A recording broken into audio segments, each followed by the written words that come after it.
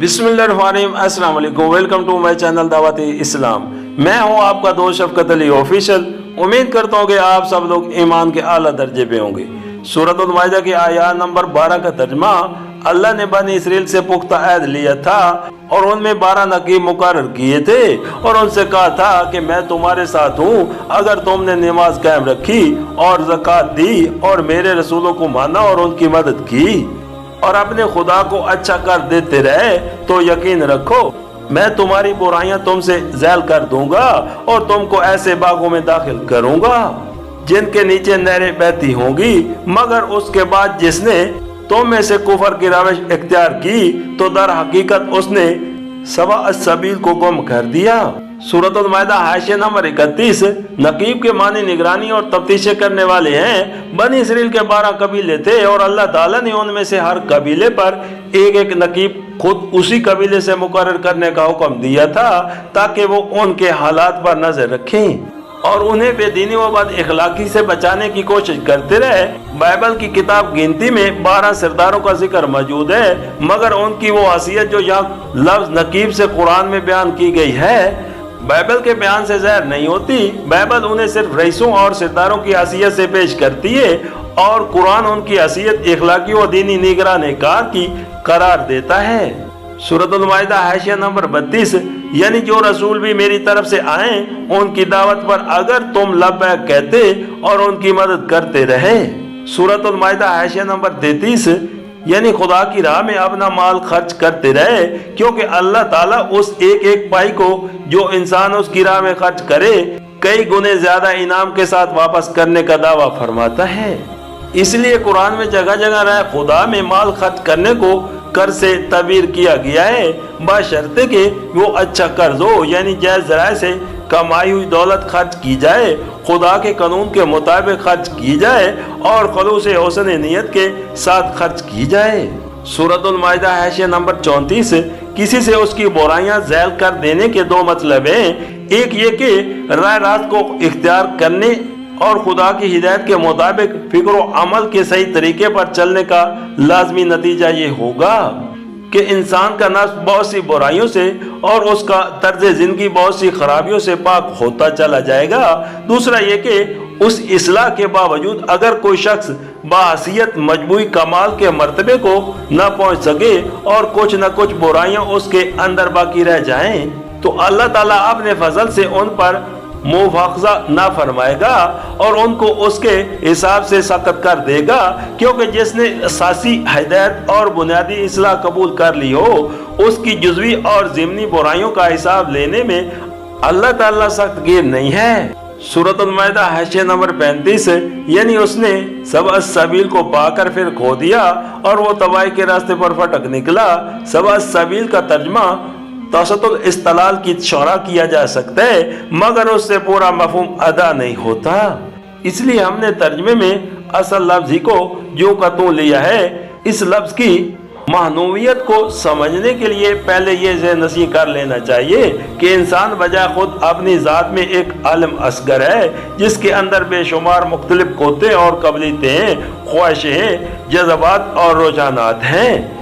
नफ्स और जिस्म के मुख्तलिफ मुतालबे हैं, रूह और तबीयत के मुख्तलिफ तकाजे हैं। फिर उन अफराद के मिलने से जो इत्तजामाई जिंदगी बनती है वो भी बेहद व हिसाब वजीदा तलक़ात से मरकब होती है और तबन्नो और तहज़ीब के नूशो नुमा के साथ साथ उसकी पेचीदगियाँ बढ़ती चली जाती हैं। फिर दुनिया में जो सामान जिंदगी इंसान के चारों तरफ फैला हुआ है उससे काम लेने और उसको इंसानी तमन्नों में इस्तेमाल करने का सवाल भी इनफरादी और इज्तमाई हैसियत से बाकसरत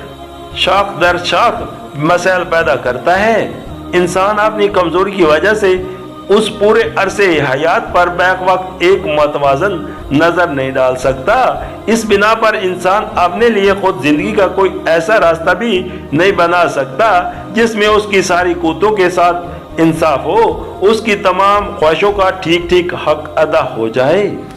उसके सारे जज्बात और रुझानात में तवाज़ुन कायम रहे, उसके सब अंदरूनी और बैरूनी तकाजे तनासब के साथ पूरे हों, उसकी इत्तजमाई जिंदगी के तमाम मसाइल की मुनासिब वायद मालूज हो और उन सब का एक हमवार और मुतनासिब हाल निकल आए और मादी एशिया को भी शख्सी और तमदनी जिंदगी में अदल, इंसाफ और हक शनासी के साथ इस्तेमाल किया जाता रहे। जब इंसान खुद अपना रहनुमा और अपना शोरा बनता है तो हकीकत के मुख्तलिफ पहलू में से कोई एक पहलू, जिंदगी की ज़रूरतों में से कोई एक ज़रूरत, हल तलब मसलों में से कोई एक मसला उसके दिमाग पर उस तरह मुसल्लत हो जाता है कि दूसरे पहलुओं और ज़रूरतों और मसलों के साथ वो बिला इरादा या बला इरादा बेइंसाफी करने लगता है और उसकी उस राह के ज़बरदस्ती नाफिज किए जाने का नतीजा ये होता है कि जिंदगी का तवाज़ुन बिगड़ जाता है और वो बेइतलाली की किसी एक इंतहा की तरफ टेढ़ी चलने लगती है। फिर जब ये टेढ़ी चाल अपने आखिरी हदूद पर पहुंचते पहुंचते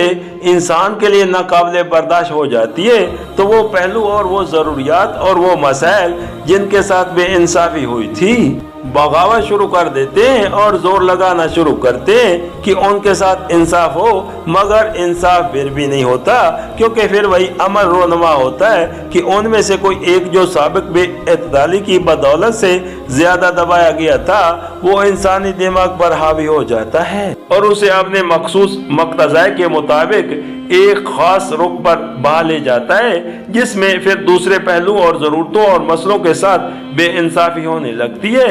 इस तरह इंसानी जिंदगी को कभी सीधा चलना नसीब नहीं होता, हमेशा वो हिचकियां ही खाती रहती है और तबाही के एक किनारे से दूसरे किनारे की तरफ धकेलती चली जाती है। तमाम वो रास्ते जो खुद इंसान ने अपनी जिंदगी के लिए बनाए हैं खता मनही की शक्ल में वाक़ हैं, गलत समझ से चलते हैं और गलत समझ पर ख़त्म होकर फिर किसी दूसरी गलत समझ की तरफ मुड़ जाते हैं। इन बहुत से टेढ़े और गलत रास्तों के दरमियान एक ऐसी राह जो बिल्कुल वसत में वाक़या हो, जिसमें इंसान की तमाम क़ुव्वतों और ख्वाहिशों के साथ उसके तमाम जज्बात और रुझानात के साथ उसकी रूह और जिस्म के तमाम मुतालबों और तकाज़ों के साथ और उसकी ज़िंदगी के तमाम मसाइल के साथ पूरा पूरा इंसाफ किया गया हो, जिसके अंदर कोई टेढ़, कोई कजी, किसी पहलू की बेजा रवायत और किसी दूसरे पहलू के साथ जुल्म और बेइंसाफी ना हो। इंसानी जिंदगी के सही अर्तका और उसकी कामयाबी व मुरादी के लिए सख्त ज़रूरी है। इंसान की ऐन फितरत उस राह की तलब है और मुख्तलिफ टेढ़े रास्तों से बार बार उसके बगावत करने की असल वजह यह है कि वो उस सीधी शहरा को ढूंढती है, मगर इंसान खुद उस शहरा को मालूम करने पर कादिर नहीं है। उसकी तरफ सिर्फ खुदा रहनुमाई कर सकता है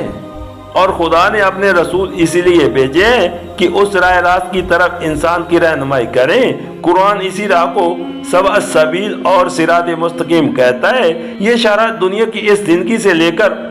आखिरत की दूसरी जिंदगी तक बेशुमार टेढ़े रास्तों के दरमियान से सीधी गुजरती चली जाती है। जो इस पर चला वो यहाँ रास्त रवा और आखिरत में कामयाब व मुराद रहा, और जिसने इस राह को गुम कर दिया वो यहाँ गलत है, गलत राह और गलत कार है और आखिरत में ला मोहल्ला उसे दोज़ख में जाना है, क्योंकि जिंदगी के तमाम टेढ़े रास्ते दोज़ख ही की तरफ जाते हैं।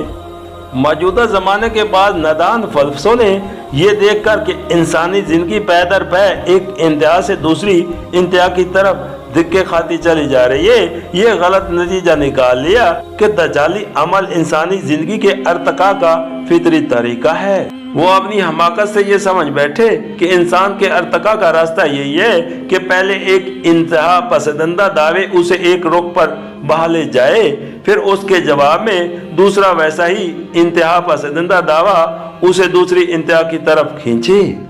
और फिर दोनों के इम्तजाज सिलसिले से अर्तका हयात का रास्ता बने। हालांकि दरअसल ये अर्तका की राह नहीं है बल्कि बदनसीबी के धक्के जो इंसानी जिंदगी के सही अर्तका में बार बार मान्या हो रहे हैं। हर इंतहा पसंदीदा दावा जिंदगी को उसके किसी एक पहलू की तरफ मोड़ता है और उसे खींचे लिए चले जाता है, यहाँ तक कि जब वो सबअस सबील से बहुत दूर जा पड़ती है तो खुद जिंदगी ही की बात दूसरी हकीकतें जिनके साथ बेइंसाफी हो रही थी उसके खिलाफ बगावत शुरू कर देती है और ये बगावत एक जवाबी दावे की शक्ल इख्तियार करके उसे मुखालिफ समत में खींचना शुरू करती है। जो सबअस सबील करीब आती है उन मतसादिम दावों के दरमियान मसालत होने लगती है और उनके अम्तजाज से वो चीज़ें वजूद में आती हैं जो इंसानी ज़िंदगी में नाफा हैं। لیکن جب وہاں نہ سبع سبیل کے نشانات دکھانے والی روشنی موجود ہوتی ہے، نہ اس پر ثابت قدم رکھنے والا ایمان، تو وہ جوابی دعویٰ زندگی کو اس مقام پر ٹھہرنے نہیں دیتا۔ اگر ان کم ظرف فلسفوں تک قرآن کی روشنی پہنچ گئی ہوتی اور انہوں نے سبع سبیل کو دیکھ لیا ہوتا تو انہیں معلوم ہو جاتا کہ انسان کے لیے ارتقاء کا صحیح راستہ یہی سبع سبیل ہے کہ خط منحنی پر ایک انتہا سے دوسری انتہا کی طرف دھکے کھاتے پھرنا۔